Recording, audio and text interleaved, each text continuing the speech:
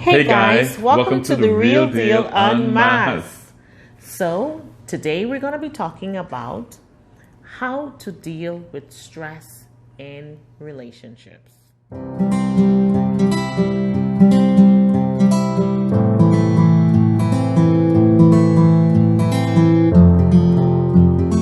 going to have 4 simple points, and that's it.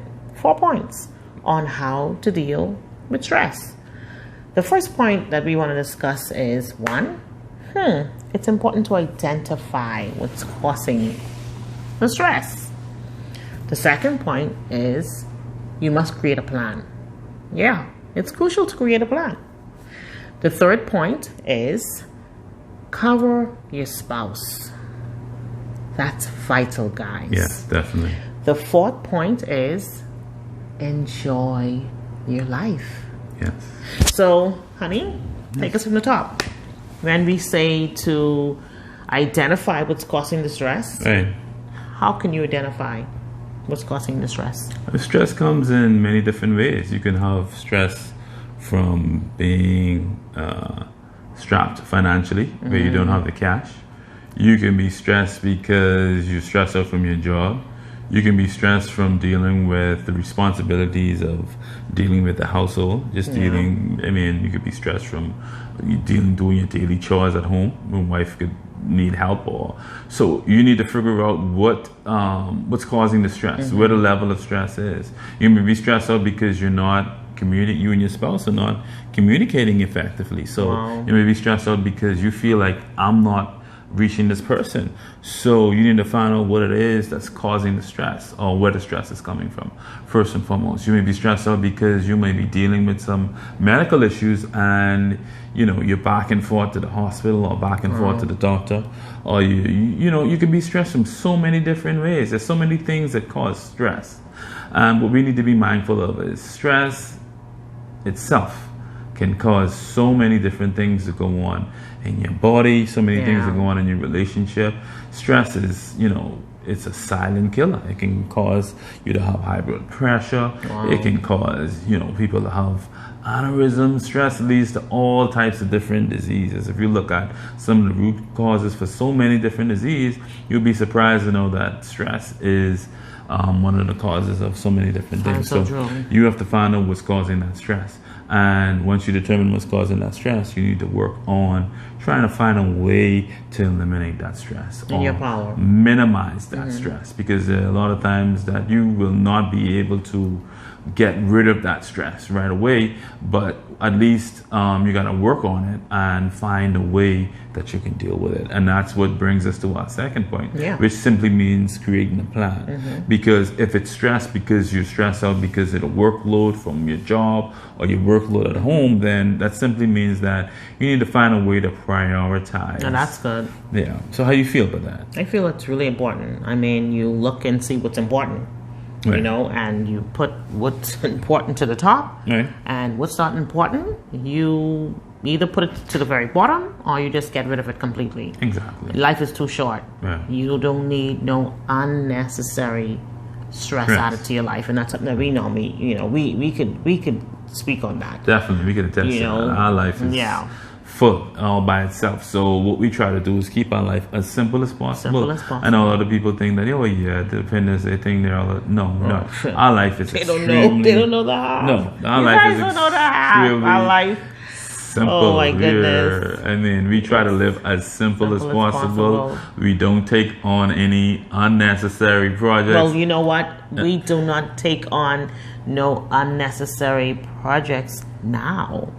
We have to prioritize. Exactly. So that's why we can speak on this, honey. Yeah. We had to realize what's important. Because you could be the jack of all trades, but you ain't mastering nothing. Because you could be all over the place trying to do so many different things, and you think you're being effective. No. And what you're doing is you're creating stress. You're creating more of a challenge because you're spreading yourself too thin. Yeah. So that's why you have to develop a plan. You have to sit down, and that's why we said the first thing is identify what's was causing it. Was causing the problem. Yeah. And then once you it's figure so funny out, that we had to do the same thing. Exactly. That's why we could speak on this, because oh my goodness, we didn't realize that we were, we were snapping at each other once in a while, and it was because we were just doing too many things. Giving too much, and not receiving anything back. I think, and not prioritizing. Right. That's properly managing our time. So because you're so busy doing so many things with work, with the kids, homeschool, and dealing with many other responsibilities, you find yourself just stressed out. You spread too thin. The reason that you're creating a plan is so that you don't spread yourself too thin. Absolutely. You sit down, like Sri said, and you determine the things that are critical, that you cannot live without. Yes. And then you find out the things that you can minimize, that you can do without doing. If you normally you have a job, you deal with your kids, and then you have your civic responsibilities or your social responsibilities, and then you may be involved in all kind of different clubs and stuff like that. Well, ain't nobody in no clubs right now because COVID. No COVID, you can't be in no club. But still, what you have to do is hold on. You have people in Zoom. People are in Zoom right out now. That's true. You can't go there in person, but I mean, everybody's going Zoom crazy. Nothing wrong with Zoom, because we do Zoom counseling, by the way. Right. But you don't want to spread yourself so thin, getting caught right back up doing the same thing. Overcommitting yourself. You don't, so that's a good word. Overcommitted. And I think we did that the most of our life. We overcommit to so much different things until we end up, having unnecessary stress. And that's why you have the plan, because you have to figure out and prioritize your life. Because you can't be there for everybody. No. Oh, wow, that's good. You can't. Wow. You can't. Yeah.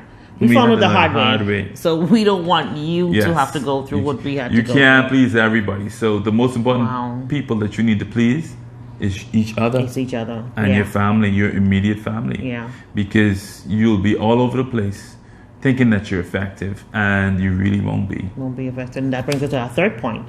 It's so important. Our third point is to cover each other. It's amazing how God allowed our life, what we went through, is that it was never a time when both of us were down. You know that? You notice that? It's usually never. That is awesome. Yeah. It was never a time when both of us were all stressed out and we wasn't able to lift each other up.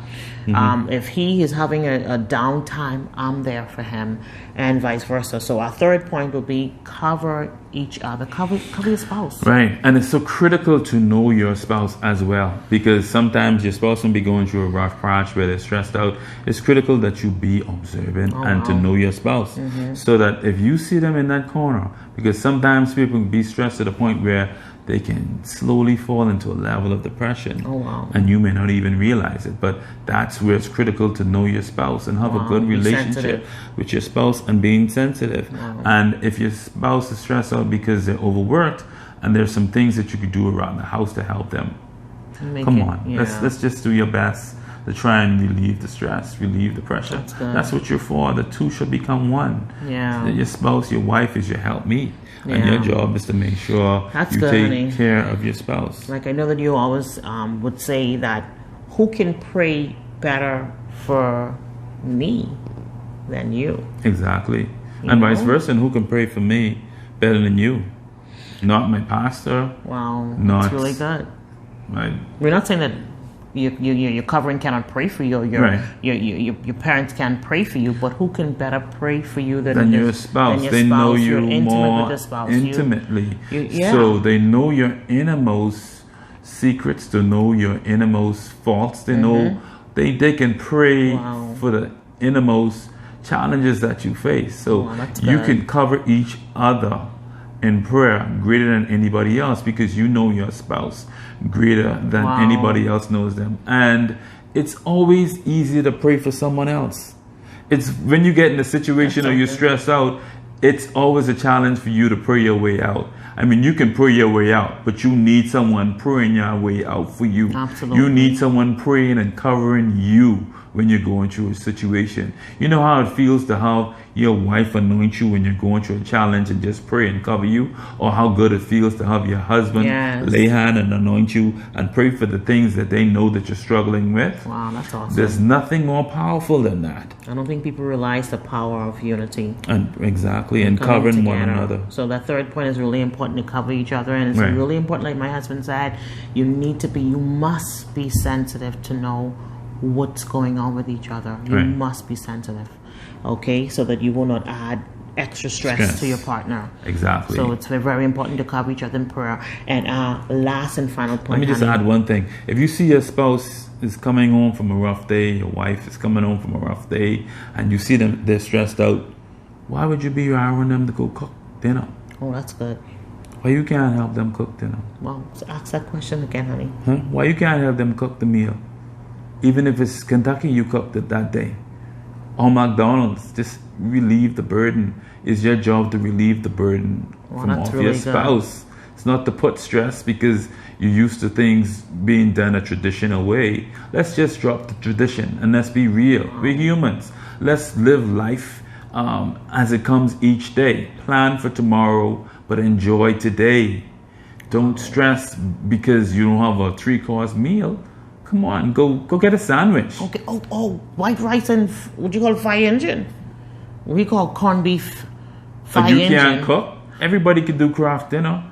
Yeah. So I mean, keep it simple. Keep your life as simple as possible, because you know, COVID is teaching us that life is so precious. Yeah, it is. Our relationships are so precious. Our family members, our spouses are so precious. Yes. You know, we gotta treat them as the way that they should. We gotta give them their props, give them the credit while they're here, because awesome. You can be here today and gone tomorrow, or you could be here today and gone in another few hours. Exactly. So let's just celebrate each other. Learn to celebrate each other, and that's where our next point comes in. Yeah. In the midst of your challenge, don't stop enjoying life. Live. Don't let situations change you. We live.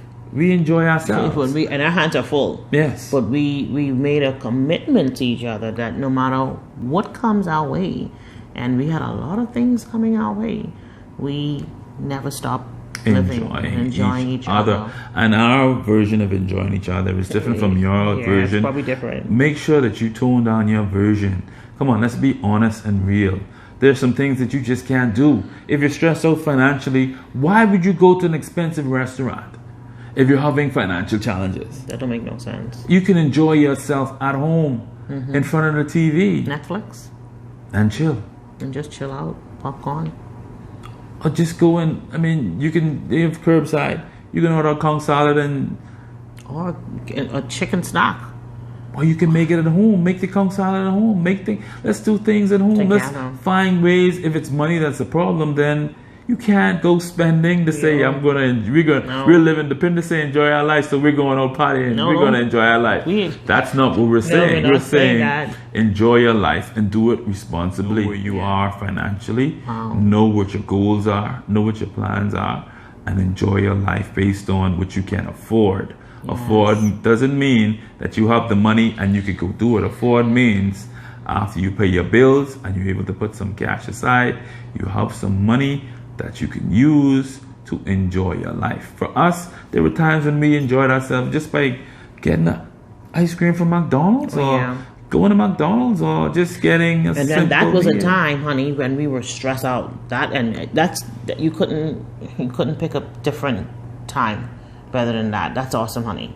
And what he's referring to is that there was a time when our twins were in intensive care and we had medical bills. Oh my goodness. I mean, I don't even want to tell you how much monies we had in medical bills and kids fighting for their lives. And we were stressed out. Right. You know, we were stressed out. We were really low. And how did we help ourselves? But, you know, covering each other, like we're saying, we refocused on, you know, what was important. And we still enjoyed life. We made it a point. We went to McDonald's. And back then, how much was it costing? 60 cents? Ice cream, it probably was less than $1. It was less than $1 for ice cream. Ice cream, cool. And I look forward for it. I don't know about you. Yes, I look definitely. forward after coming from the all we could hospital afford. to go on. We couldn't afford we used to be anything upset else. when they say the machine ain't working. But what do you mean the machine ain't working? You mean it ain't working? You know, so that's awesome, man. That was a great example. Exactly. And with, doing that and just knowing that we're not each other's enemies, we're in this together. Right. We covered each other and we enjoyed each other. And before you knew it, that season of stress was over and we were able to keep on moving. Right. So know your season. Know what you can afford to do. But enjoy yourself within that season. Enjoy yourself within that season and do it responsibly. It's not about the amount of money you spend. I mean, if you're having challenges financially, and right now, the world is in a very funny position. So I wouldn't encourage you to make no large purchases or do no big spending on a celebration right now. The best bet is, because we don't know what's going to happen by the end of the year. We don't know what's going to happen next year. I know that God is a provider, but let's take a page from Joseph's story. When there were years of famine in the land, what did he do? He saved so that when the famine was over, they had provision, and at that point, they were able to give out. So if you're in your season of famine, then you would take smaller portions. Use smaller portions of your funds and try your best to put something aside. It's not about the amount of money you spend. It's about the time spent with the person that you love. Absolutely. That you cannot replace. So understand and appreciate, and you almost must respect money, because the most difficult thing to accumulate is lump sums. So do your best to save, but understand that you must enjoy yourself in the midst of your struggles. Struggles don't last always. The Bible tells you that. Weeping may endure for the night, but joy comes in the morning. Your season is going to shift. Your season is going to change. So don't allow that stress to cause you to shut down and not enjoy your life. That's the plan of the devil. So we want to encourage you tonight as we spoke about stress management in your relationship. We hope that something that we said was able to help you. We hope that we were able to encourage you and help you to understand and appreciate that you're going to get through whatever it is that you're in right now. And it's just a time, it's just a season. In a matter of time, God's going to work it out. So be encouraged. We thank you. God bless you. Thank you for tuning in. Thank you so much for watching. Don't forget to like and subscribe.